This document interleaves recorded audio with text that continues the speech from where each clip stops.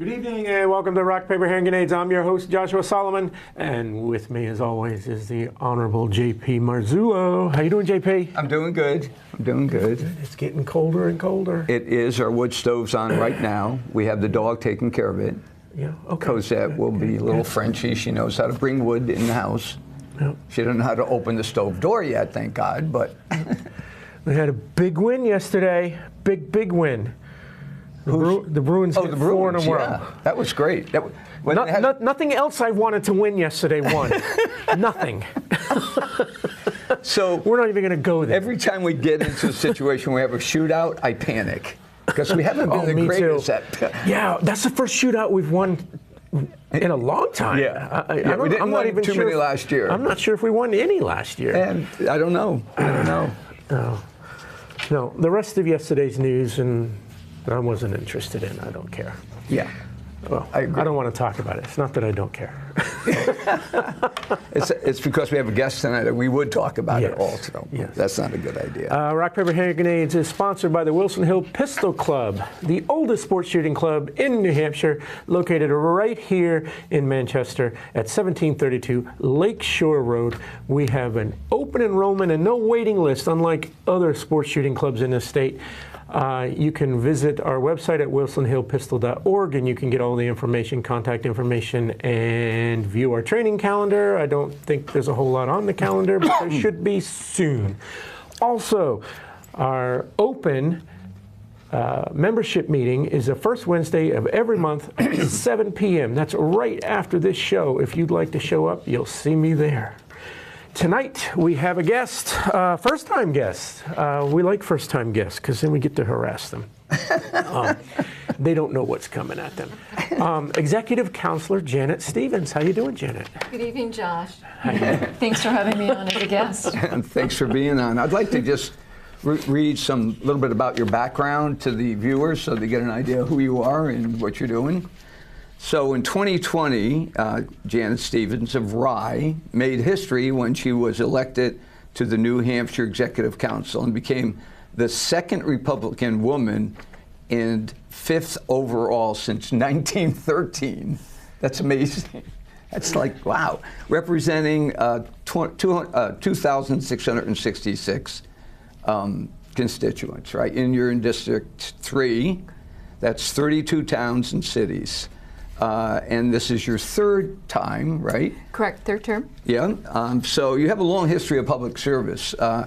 And what I read that was really cool was that you're known for your tireless commitment to bringing accountability to state contracts and agencies. So that's difficult to do. I've watched people there struggle through that stuff. And in 2022, you analyzed over 2,200 contracts, approved several $1 billion of state and federal contracts, including more than $1.37 billion for New Hampshire's Medicaid care management program, right? Correct. So they didn't lie on the sheet that I pulled up then, right? As part of this process, you advocated and supported 388 contracts worth $430.4 million. That's incredible. Which were successfully awarded to local government, nonprofits, that kind of thing.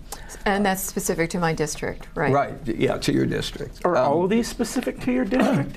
No, when he was referring to that last segment. Yeah, okay. Yeah, but what I really think is cool is that you live on a seacoast, you live in Rye, you have 2 grown children, and this is the one I love, a son who is a 2nd lieutenant in the United States Marines. Yes. So thank him for his service for us if he's not watching you. And a daughter student at Bowdoin College. Is that where is that? That is in Maine. And in Maine. Right now she's interviewing for medical school. Now, how did that happen? She's absolutely brilliant. She's really driven, really motivated, and your husband is a radiologist. He's a retired physician, right. Nice, nice. So the other thing I thought was cool is that you were a former elite level distance runner, and you spend most of your time hiking and what else? Skiing, right? Biking. which how much, I don't know why you have any time for that. I mean, You know, my running days are behind me. As we were discussing, you know, Yeah, long previous. distance running is it's the equivalent of a crapshoot. You Yeah. know, the injuries are bountiful, and I had a great run, and I learned so much from being a distance runner. You get comfortable being uncomfortable. It enhances discipline. Yeah. And there are days you just have to put your head down and crank, Yeah. and just get through it. And you know, that discipline has stayed with me throughout my life. and also you ran the Boston Marathon, I did run the Boston Marathon, the 100th running. the 100th one. Yeah. That's pretty cool. So you got to eat all the pasta to carbohydrate Leading ahead up of time, to it. right? Exactly, exactly. And was that dog there when you went by that used to have a golden retriever? The golden there? retriever on Heartbreak Hill. Yeah. I honestly can't remember. I was just thinking, where am I in the process right now? How many more hills do I have left to go? Yeah. That's what my mindset I'm was. sure. So I imagine you were running in your younger years. Like you said, where am I in the process? You don't know where you are. My daughter has recently started long distance running. She's run one marathon, and she's run several half marathons. One last weekend and one the weekend before. There was one in Concord. And she has the vest, you know, the camel vest, and I suppose water, right? I suppose they could have had those earlier in the earlier days. But she also carries her cell phone with her, and she's got it strapped to her arm, and she knows exactly where she is at any moment. She knows exactly what turn's coming up, what hill's coming up, and we're waiting at the finish line, and she's got her ear, and she just speaks, and she tells us, "Oh, be on the lookout. I'll be there in about 15 minutes." Right? Like she's in full constant communication during this, and that's not what long distance running used to be. Not in my era. Not in my era. But that was one of the things that surprised me when I, in watching my technology. daughter is they're in constant communication. There's no like mystery about who's going to come around that corner. Oh, she's got another 10 Right. minutes. We don't have to sit here and wait with the cameras. Yeah, no, the technology has taken off. Yeah, and they're all wearing chips. Yeah. In their shoes or Yeah. whatnot, so that their time is perfect Right. every time, and you're not charged time like you got a crowd of 1,000 people, And it's a and there's 5-minute. the finish line, and it takes you 2 minutes to get to the starting start line. Oh, yeah. And so you're already docked 2 minutes because the people in front of you, right? But now with the chip technology, you were clocked the second you cross it. There's greater parity. Yeah. Absolutely. Yeah. Absolutely. Yeah, the only run I ever made was the Beta Breakers run in California, Nice. which was fun. But it started in a real crazy area, and where all the hippies are, and so and they were out singing and blowing marijuana smoke at you and stuff like that. And it ended up at Seal Rock, which is right there through the park and stuff, and that was really fun. The fun part was people dress up for that. Like the guys that were behind me, they dressed up like a 6-pack of Heinekens,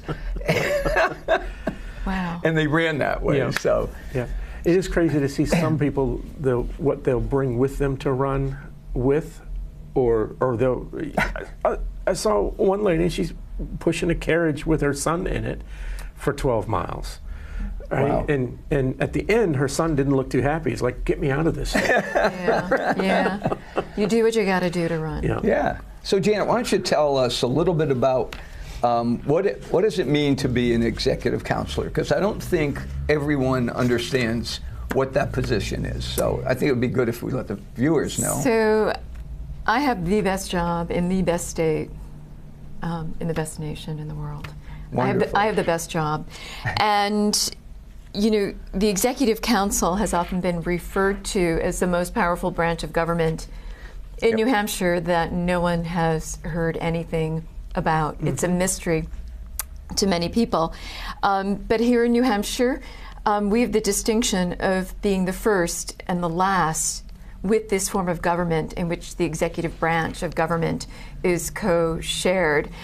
And you know, I've likened it to the Board of Governors, Board of Directors for the state of New Hampshire, with an emphasis on fiduciary responsibility.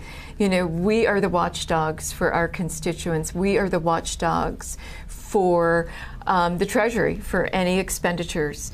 You know, this began centuries ago, dates back to 1679. Wow. King Charles II, when he carved off a portion of a state, the Bay Colony of Massachusetts, and created New Hampshire. You know, there was a governor that was planted, and he wanted to have a council to keep eyes on that governor. So those are the origins of this form of government. And, you know, like the governor, all of us, there are 5 of us that serve on the council. We're elected by the people. We serve 2-year terms. And I liken it to democracy at its finest. Transparency, 100%. Our meetings are open to the public. Our hearings for a circuit superior, state Supreme Court judge or justice, again, it's open to the public. And you know, New Hampshire has not been rattled by any sort of financial embezzlement or anything of a scandalous nature, because there's so many sets of eyes on expenditures.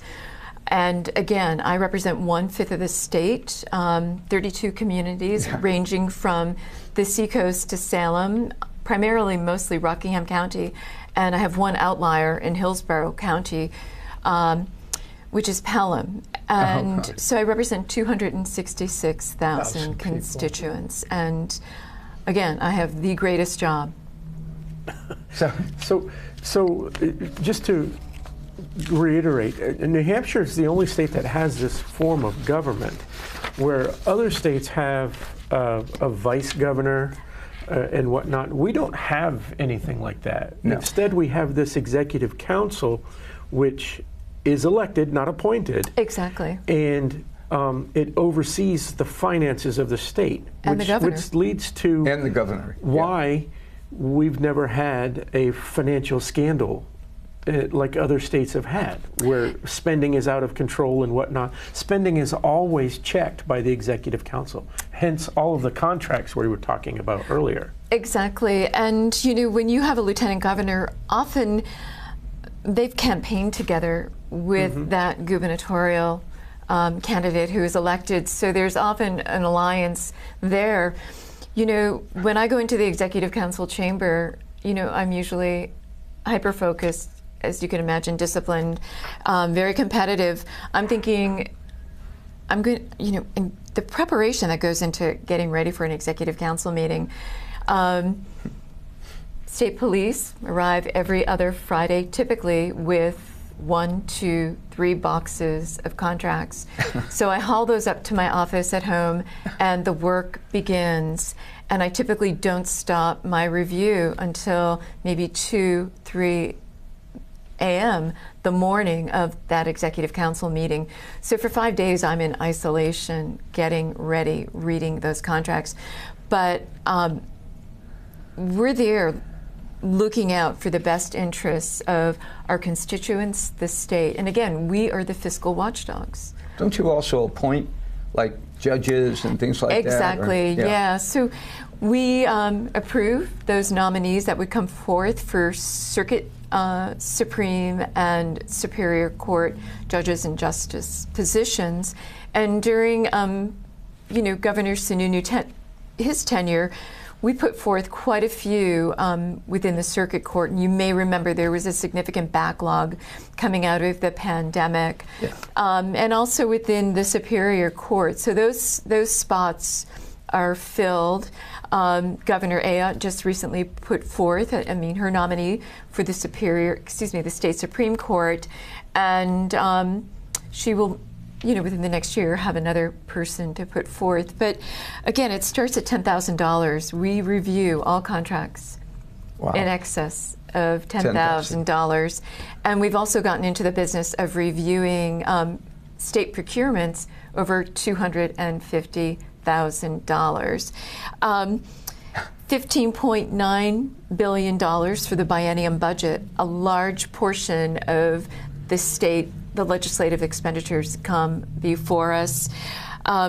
During the pandemic, the $1.9 billion in federal relief funds that came into the state through the CARES Act and through the American Rescue Plan Act, we reviewed a large portion of those. And Manchester alone received over $114.7 million in CARES funding, and that ran the gamut from 2.7 in reimbursements for COVID response to Elliott Hospital getting $13.7 million to remain operational. The 10-year transportation improvement plan, all the councilors serve on GASIT, which is the Governor's Advisory Commission on Intermodal Transportation. And in this round, we have about $4.5 billion in funding for the next 10 years. And I went through looking at what I've approved in the past cycle, and it was $320 million in projects for infrastructure improvements in Manchester, approved every single one of those. So when you're talking about this, are you talking about approving the expenditures of this money to the contractors, to whoever's providing the services? Or are you talking about, or is it an money coming in from the feds? It's an accept and expend. It's a great question, right? Because, we've talked about this in the past. Money that comes from the feds comes with a hook in it. Yep. And I don't like that. Yep. Right? There are a lot of times when I would prefer to say, you know what, keep your money. We know how to deal with these things ourselves. Right. Because the hook that comes with it, saying that we need to, enact, a whole bunch of these social programs or wokeness or, DEI or anything that, because we accepted money from the feds. I don't like that. I don't like those types of rules. So anyway, we're talking about this. So it was just that question. Like, are you approving expenditure of taxpayer money from New Hampshire, as well as approving the acceptance of federal money? Exactly. Okay. It's a combination. So there's both. It's an acceptance and expenditure of federal funds. And in the case of the $1.9 billion, it's not the way that I would run government. But as I explained to my constituents, this was a once-in-a-lifetime opportunity. And if we did not take those dollars, they would divert to California or New York. So let's get the most for our state and use them. And the clock is ticking on those funds. 2026, we have to, that's the terminus. Give back the rest. Yeah, if we don't use those funds. The YDC situation, we're using the closure here in Manchester. We're using American Rescue Plan Act funds to build a new facility over in Hampstead. On the campus. At the exactly. Hospital. So it'll be consolidated there. And then, again, the property, the contract with the realtor, the real estate company to sell it. But it's important that with this sale, that Manchester have a seat at the table and have a big say in how it proceeds. What are they going to do, just because you brought that up, and we've talked about it before, and I know you're probably not the right, but what are they going to do with the facility that's there? Is it going to be raised? I would imagine that's going to be demolished. I can't say with 100% certainty, but we will be looking at the contract with who the realtor will be, the real estate firm, to market that. But, I'm coming from a recent decision. We were going to sell the I-95 rest stops in my district, which would have been an annual boon to Hampton, about $1 million annually. And now with the governor's decision to go to a lease model, they'll still be getting some revenue in the form of taxes, because whoever is leasing will have to pay property taxes on, the land that they are using. It's state-owned. So I made it very important. I stressed to the governor it was very important, because Hampton, you're going to be using a lot of their resources, water, first responders, and Hampton has been a great partner, just as Manchester has been a great partner. So with this sale, you want to make certain you have a seat at the table. So let's talk about PFAS and what's being done and what has been done that you're involved with, or maybe that's something that you feel strongly about, but you're not really involved with? Yeah, so I served on the investigation of the Seacoast Cancer Cluster, and this stemmed from an uptick in two rare forms of pediatric cancers, a rhabdomyosarcoma and a pleuropulmonary blastoma, two rare forms of cancer in children. And it's my backyard. You know, these are my people. These are the kids in our community. So PFAS has been of real interest to me. You know, I've supported every DES contract that has come before. You know, the council for mitigating, for cleanup, so that folks in Londonderry have clean drinking water. St. Gobin's. Yeah, exactly. One, right? And that was the largest air emissions release on record. And we approved, the council several years ago, a level 3 study, investigation, because we noted an uptick in kidney cancer. It was 42% higher than anticipated. And the results of that study just came out this week, where we're seeing it's gone to a 38% higher incidence than what was anticipated. But what's also troubling is that we're starting to see red flags and some flickering in other neighboring communities. In Manchester, elevated kidney cancer rates for women. And it's there's still a lot of research that has to be done. And with a stage 4, level 4 study, which will hopefully be done with Dartmouth, you start looking for the cause, you start looking for the sources. And but in Merrimack, we know, again, the largest air emissions release, but there's a lot of underlying environmental issues and concern, from radon to arsenic in our wells. So there's a lot of arsenic in New Hampshire. Yeah, a lot of arsenic in our wells. Uranium issues. There's a lot of concern. But, you know, I will often say water's the battle of the 21st century. And, you know, have supported those contracts. So folks in Londonderry who were subjected to an EPA Superfund site are getting clean drinking water. Yeah.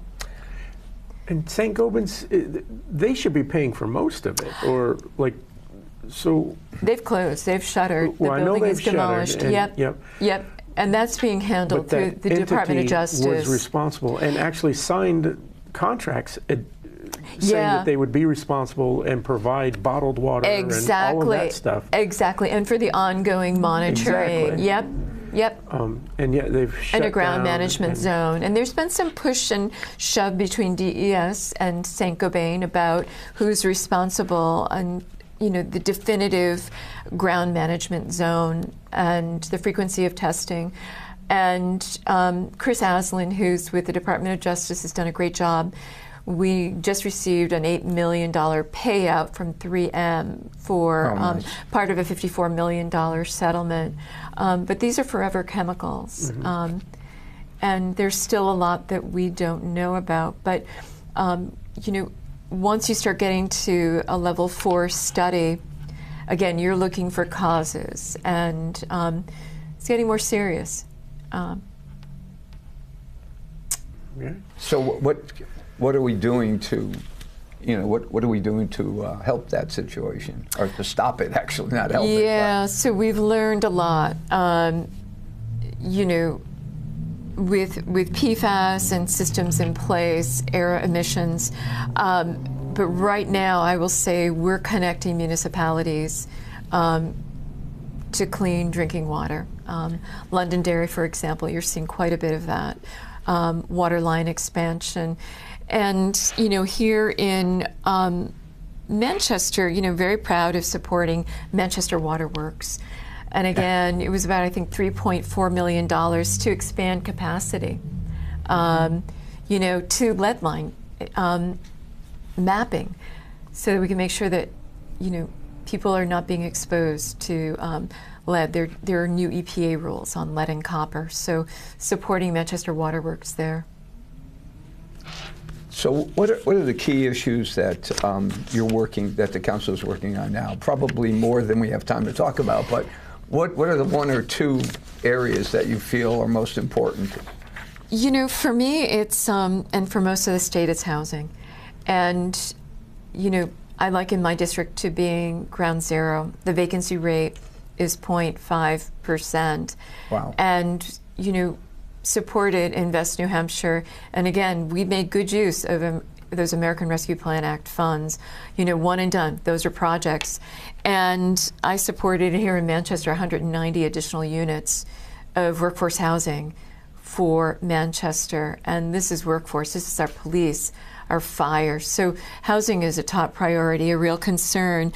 But you have a homeless issue, and for our most vulnerable people, you know, I looked at $500,000 to the city of Manchester for housing at 39 Beach Street, 170 for recovery housing, $600,000 for Emily's Place, which was a battered women's shelter, supporting that, giving Manchester use of state-owned property to address your housing crisis.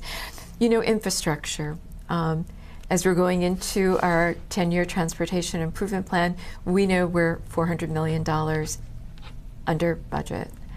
And that is a real challenge. But, you know, again, I supported Manchester 100% in the first round, the second round, excuse me, 2 years ago when I referenced the $320 million. It's critical. You know, I'm looking at 293, I'm looking at your exit ramps, your on-ramps. You know, we know the inflationary adjustment has gone up to 4.4%. Indirect costs have increased. SB 367 is sunsetting, so we're losing revenue there. We're having to take from elsewhere. So cuts were made in projects that would be entering. You know, healthcare is a huge issue right now. And here in Manchester, supported 1.9 for Amoskeag, your federally qualified health center. And I just got the Champion Award from my federally qualified health center. I think they're great models. They do great work. And my center, which is Lamprey Health, saw over 17,000 people, 66,000 visits. And what do you think their budget was? No idea. Guess. What do you think? I wouldn't even know what a number would look like. And they did a lot more. I mean, they have 14 other levels of care, but it was about 25 million. Wow. That's pretty impressive. They do really great work. As I was saying, water infrastructure. Water, again, is the battle of the 21st century. You know, education. One of the first contracts I got to approve was a contract for charter schools. And New Hampshire was the last state in the nation to accept those funds. So it was a great pride, because we knew our charter schools stood the test during the pandemic with closures. They remained operational. And with schools, security, access for education, to bolster security at our schools was something I was really passionate about. And, you know, we have a great CAP here, Southern New Hampshire Services. They do, Donna Lee Lizzo, they do a lot of great work around the state for your people, for my people, for our people, from fuel assistance to housing for the elderly. But, you know, there's a lot of economic demands that have to be met. Things are tightening up. It's looking after my fishermen on the seacoast. But it's sustaining New Hampshire's enviable economic climate, you know, and to draw businesses to make, you know, to continue that. So is housing still a big issue? I mean, if you have, if you're trying to get more companies to come into New Hampshire, housing would have to be an issue. Now, we've had people that have talked on the other side of it, that they really don't need to be doing what they're doing. They should not be able to tell a town how much land the house has to have, or, and that was one thing we had talked about recently. And I'm just curious, because I look at some of the buildings that were put up, even in Manchester here, and then I look at the cost of the apartment. Yeah. So, you know, we may have buildings put up, but is it cost effective? Doesn't make it affordable. Right, that's the point. Exactly. This is, more housing isn't affordable housing. Exactly, and this, that was the beauty with Invest New Hampshire. Force those prices down. Exactly, and with these dollars, it was, there are certain guardrails, 80% of the AMI. The way the funds were stacked, either it had HUD funding or funding through the New Hampshire Housing Finance Authority. There had to be a guarantee that those rates, competitive rates, would have to be sustained throughout the life of the contract. But I agree 100%. Where do my police, my fire, my teachers, my nurses? We're seeing, luxury apartments being built in Great Guns on the seacoast, but my nurses can't afford that. No. My teachers can't afford that. No, I agree 100%. So what do you see as the answer there? I mean, what do you see has to happen before that can actually, be acceptable to teachers and firefighters? And what are we looking at? And that's why I supported, then Governor Sununu on this initiative, because we needed to incentivize builders. And often, costs were skyrocketing. Their budgets had to be readjusted. So it was a buffer to help them, or a bonus, if you will, to start these projects and to get them across the finish line because costs were escalating. And we now had another round of, again, it was Invest 2.0 at a lower amount, and that was at about $10 million. But again, on the seacoast, I've had enough of, the $4,000 one-bedroom apartments. Right. Unfortunately, it's not going to come down, though, right? Like once a rental rate is up there, right? I mean, we just had a whole bunch of new apartments built in the mill buildings, right? The idea was, hey, we're gonna renovate the mill buildings, the ones in Goffstown, but now one-bedroom apartment is $3,700 a month. Yeah, it's more housing, but that apartment will never be less than $3,700 a month. New owners will have new taxes. The tax rate will continue to go up. We've seen historically they never come down.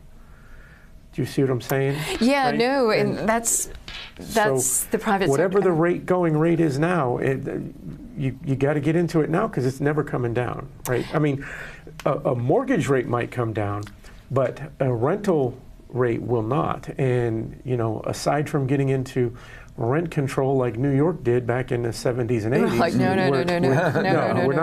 we can't go there. Yeah, no. But hence, I can say that's what inspired me, again, because whenever I meet a new state trooper who's in my district, where are you living? We had, unclassified, staff who were working within the Department of Transportation out of West Point, brilliant. Where are you living? 6, 7, 8 months trying to find housing. So there's no easy solution, but when Invest New Hampshire 2.0 came out, I was on the phone throughout my district telling people, you got to move on this really quickly. Well, that's just it. You got to get these things done quickly, which goes to the only reasonable, it's not a solution, but the reasonable path forward is to take away government regulation from people who are building new facilities, new apartments, right? So that take the red tape away so that they don't have to go through all of these hoops in order to get something built. And incentivize them with tax breaks and other things. Right. And the municipalities as well. And then they have to jump on it fast and beat a deadline before taxes go up, before anything else happens, right? So you've got to move quickly at whatever the current rate is, but also take away all of the permitting challenges. Yes. And we know alteration of terrain permits, which are often required if you're moving land in excess of a certain size, that can make or break a deal. And I had a businessman in Salem who just on a conversation, said, how's everything going? Is there anything I can help you with? And he said, well, this alteration of terrain permit has been in this purgatory hold, and it's not moving. And he was at risk of losing his financing, and everything was aligned. And it was such a great project. And I reached out to DES, and I said, you need to understand, he's refurbishing modular home units. He's keeping them out of landfills. He's adding units of housing, but this whole deal could implode because of the delay in getting an alteration of terrain permit. And you know, those are driveways, getting driveways for multi-units. You know, getting 106 approval through DNCR, Natural and Cultural Resources, getting that approval process tightened up. And I think you'll see, you know, strides have been made with Governor Ayotte. Yeah. We just need to get rid of all of that, right? Yeah. And I'm sure everybody complains about the same thing, is the time it takes. So I got all my ducks in a row. I got all the paperwork right here. I need somebody who is of the right authority to take 10 minutes out of their day and say, yeah, you're all lined up. You're good. But it takes months to even reach the desk of the correct person. Oh, agreed. And you know, with the Natural Heritage Bureau having to review permits, you've got two agencies. You have all kinds of different agencies who have to. It's bifurcated, yeah. I just recently, you know, it always happens typically the day before an executive council meeting. I get a frantic phone call, and it was from a great group of activists in Pelham, and they were creating an all-persons mobility trail, which is very near and dear to me. And they were being threatened with the loss of their wetlands permit. Come again, yeah. And their construction crew was lined up to arrive within days, so they called me, and I returned their phone call, and they were in a frantic rush to get to a meeting with DES in Concord. So there are 4 or 5 of them, all struggling to get the phone to speak with me, and my question was, who's driving the car? And then I said to them, I'm going to call the commissioner. Sit tight, I'm going to sit in on the call. And so as soon as they arrived in Concord, things had changed dramatically. Did you think you were not going to get your permit? Well, I think we can work it out. I think it's going to be fine. You know. Well, see, that's just it. It can happen at light speed. It's so somebody's just simply either being lazy or not doing their job or not checking their email and saying, that can wait, that can wait, that can wait. You know. Because it can happen that fast. It can, yeah. And they were being absolutely wronged. And again, the day before the executive council is usually, you know, I'm in hibernation mode. I don't leave my office all day. And I sat in on the call, and I really stressed to staff. I said, you know, with Governor Sununu, I take great pride in expanding opportunities for physically challenged people, either through mobility mats at Hampton Beach, through our state parks, but also moving projects along in an adequate manner. And if something like that could happen that quickly, I mean, obviously we would need you on the phone with everybody, which we can't do. But if it can 498-0546. It's the worst kept secret, and I do take those calls. If it can happen that quickly like that, and if it did happen that quickly, if people actually just, for lack of a better term, did their job when it was required, you wouldn't have construction workers that are lined up and then delayed, and then, okay, I got to go work on another job, call me back when you got the permits lined up, and okay, now you're in the backlog for 6 months before I can get back to you. Or to have businesses stall, or to fail, or to lose their financing. Move at a reasonable pace. I'm not talking about lightning speed, at a reasonable pace instead of being stalled like this. If people would just run through the paperwork and get it over with, the projects would get done quicker. The cost would be down, because now you're talking man hours that don't have to be spent just sitting around twiddling your thumbs, right? And you can cut out a whole bunch of bureaucrats who don't need the paper to pass through their fingers in order to get an approval. Right. Do you see what I'm saying? If you cut out all of that, you're reducing the cost of the administration, you're reducing the cost of the construction, you're reducing the cost to the builder, who is then going to reduce the cost to the renter, hopefully. Yeah. No, time is money. Yes, exactly. You know, time is money. All right, I'll get off my soapbox. I've been on that soapbox for 2 years. It's unacceptable. It is. Yep, yep. And it's not just construction. It's not just housing. It's everywhere, right? I mean, I think I spoke earlier. You know, I've had to deal with the community health centers in multiple regions of New Hampshire, and sometimes it was difficult to get them to communicate to each other. Mm-hmm. And I got lucky one day. Similar situation. We needed help. We needed help for a family member, and we needed it now.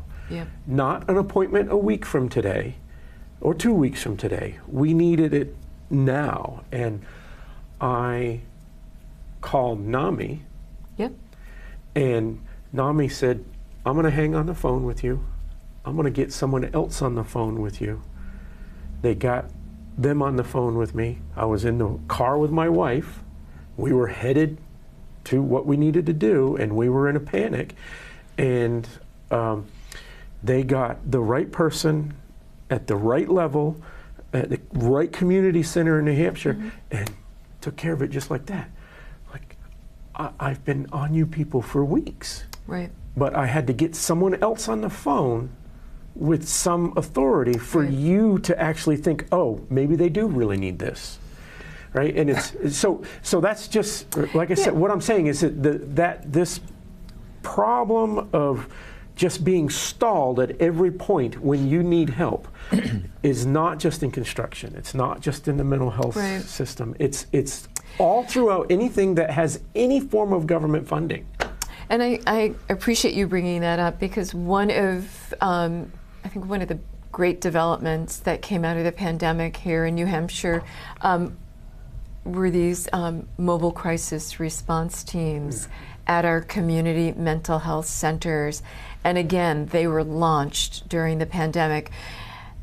And if a loved one, someone you know, should be threatening to hurt themselves or someone else, or threatening violence or harming themselves, it's a phone call away. And these situations can be triaged over the phone, or they can deploy a team to go out and help.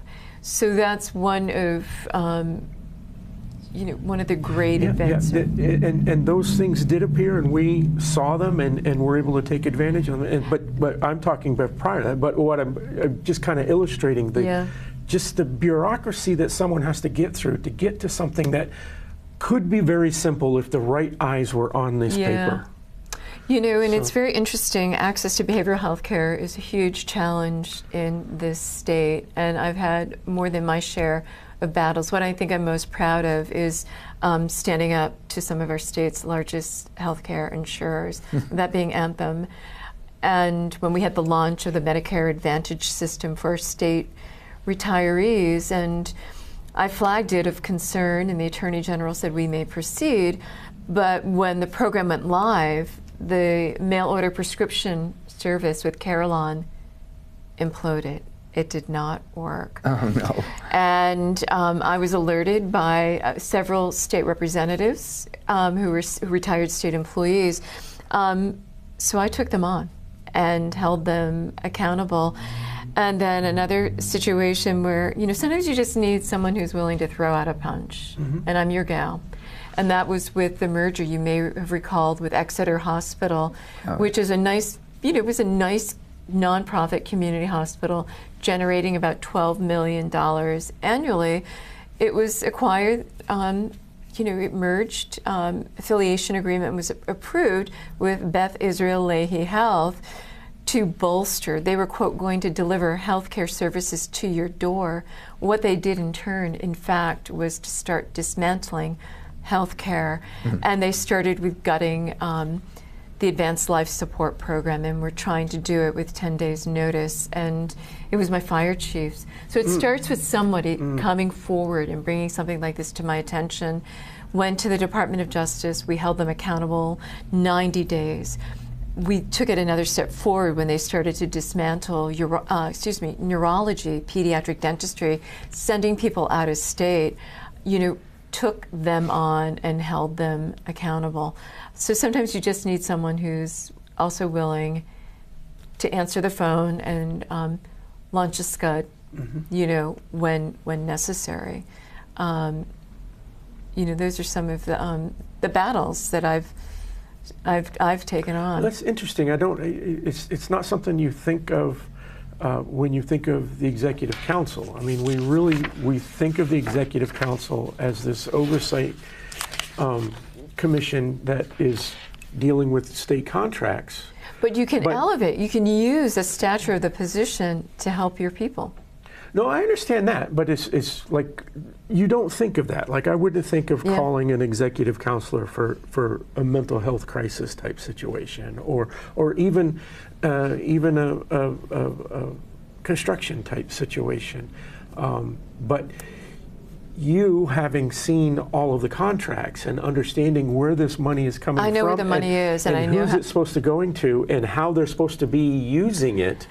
And then they don't use it that way, or they're not, fulfilling their end of it. That piece of it is the connection, I think. And I take pride in being perhaps the most prepared counselor. For example, the RFP for Hampton, it was a day and a half of total isolation, reading 145 pages, line by line by line. But it's knowing where the money is, knowing how, what services are out there, and knowing how to navigate the system. But it's also, I take a lot of pride in my constituent casework because I always pick up the phone. And, I got involved with Hampstead Hospital. You may remember we were having issues, and it gets down to contract fulfillment. They had a $67 million contract, and they were to be providing security. And it turned out that one night my contracts didn't arrive, and there was a, quote, riot at Hampstead Hospital. So the state police were detained, couldn't get my contracts to me. But I spoke with the police chief the following Monday and was informed that they were, in fact, the de facto security system for Hampstead Hospital. So I got involved and immediately called the recipient of the contract and said, get it together now. Yeah, and some really language that I would not... They were supposed to use that money for security, but they didn't actually hire security? They had difficulty staffing what were called security ambassadors. So they were using a local police staff force with about, 9 full-time policemen. That's not enough. So having the oversight of the contract and saying you're not fulfilling the terms of the contract, and documenting the amount of times that they called upon the local police, holding them after your security can't handle it. Yeah, it's not the front line. Yeah, no, they were not. One of the things, you've got to scrutinize every single contract, and you may recall recently a state forest in Concord went up for sale. It was a 30-acre state forest. What do you think that would go for? 38 acres? 30 acres in Concord. So 30 acres of land. Concord. 400,000. Yeah, it's less than $1 million, $500,000. 30 acres of forested land in Concord, yeah. Yeah, but it's forested land. Is it protected land? There's a difference. Is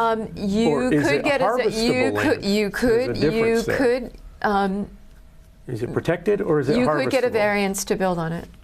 Okay. Yeah. All right, so if it's buildable land, yeah, $500,000, $1 million. What's the number? Per acre. Yeah, no, it was like it was 130,000, which was ridiculous. It did not make it to the competitive market. All right, yeah. so we way overdid it. No, we should have gone. I think we should have gotten at least $1 million. Oh, okay. Yeah. Okay. Yeah. So I weigh. Okay. Yeah, no, but I'm a proponent. We didn't get the money that it's worth. No, we did not get the money for what it was worth. And reading contracts 2 years ago, the Deferred Compensation Commission, contract I'd never heard anything about this agency before. So I do the deep dive and see no meeting minutes have been posted. They were deficient in audits, and again, they had $500 million in holdings, and it was one of those meetings where Governor Sununu went wild, and I was doing my job, but he within a matter of days essentially purged that commission, put new folks in there, and we just got the new audits done. They got up to speed, but that's the work of the council. It's a lot of money to not have audits done on. Yeah, so they had no audit at all? They were deficient 4 or 5 years, yeah, in having audits done. Yikes. This particular council. Was for this commission, the Deferred Compensation Commission. And was that commission in place prior to me getting Sununu? Yeah. But it was so did they somebody get in just the habit of being deficient before we had a Republican governor? I think it was one of those commissions that was just kind of flying under the radar, But, my background is, I was a triple threat when I was deemed a triple threat because I had worked in the private sector, the public sector, and the independent sector. We have a lot of contracts for nonprofits, and being able to read through a 990, an IRS 990, you can learn a lot. And with Exeter Hospital, I was reading that 990 that I saw that 8 of the highest paid executives at Exeter Hospital made $9 million. Oh my God. Yeah, so that went public, and also reading the 990 saw the nice payout to the CEO at the time. And nonprofit. Yeah. Yeah, nonprofit. I'd like to be the head of a nonprofit. Yeah, and Governor Sununu backed me up. He said, So here's a question. You mentioned earlier that there are some state-owned buildings in the city, right? And what are we doing with those? So we approved several contracts for you to use, and I think one was Beach Street. Here in Manchester. Yep. But we have right-of-way land, for example, from the Department of Transportation, which we sell off periodically. But we could be doing a much better job. Stay tuned on that one. Yeah, we've talked about the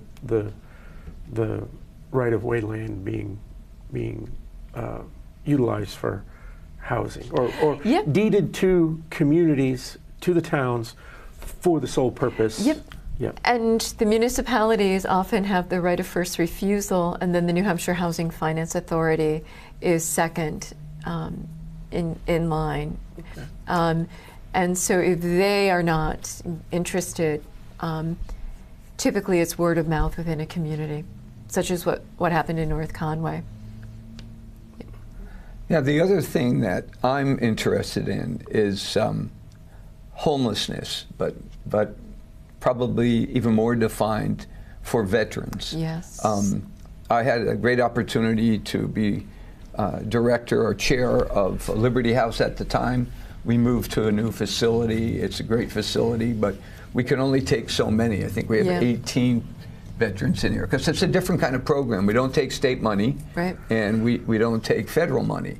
So we have to rely on the great people in New Hampshire to keep us above board. But are there any contracts that you see come through for organizations to enhance that?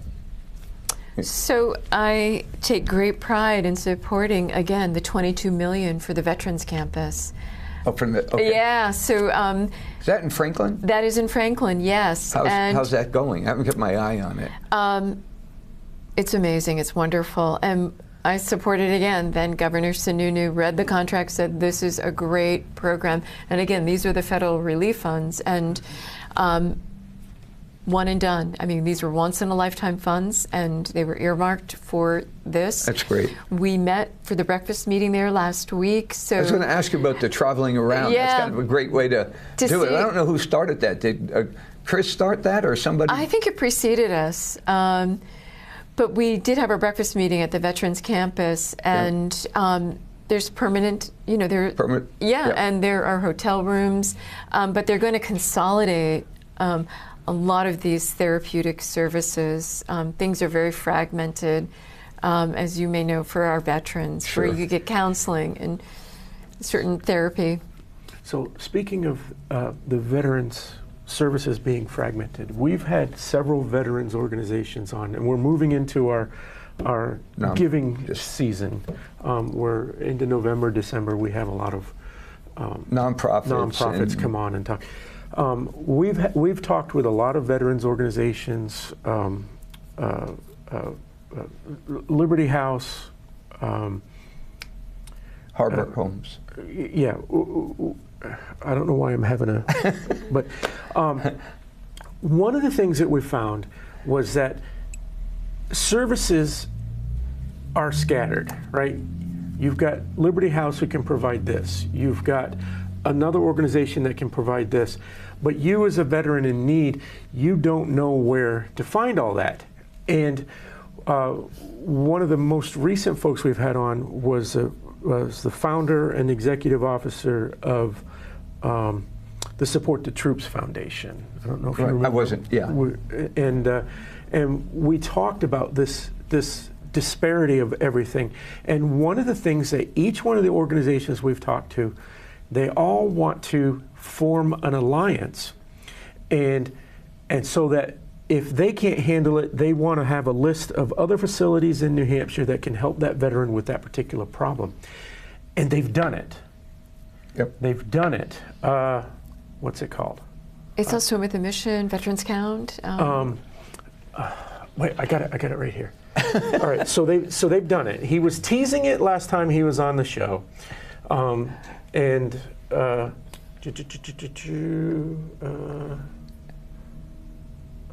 I don't have it. Well, anyway, the bottom line is they've done it. He has gathered these resources, the founder of Support the Troops, and they've created another organization here in New Hampshire that is a conglomerate of all of these vet organizations, and they're having their first annual Vet Fest at the Anheuser-Busch facility in Merrimack this Saturday. Really? Oh, wow. And so you can go to the Anheuser-Busch brewery. That's great. And they're going to have all of the veterans organizations there, and you can go and talk to each one of them this Saturday. Nice. Because to your point, I thought that was great. Yeah, because services are fragmented in the state, and hence the purpose of, the beauty of the Veterans Campus was to bring together services under one.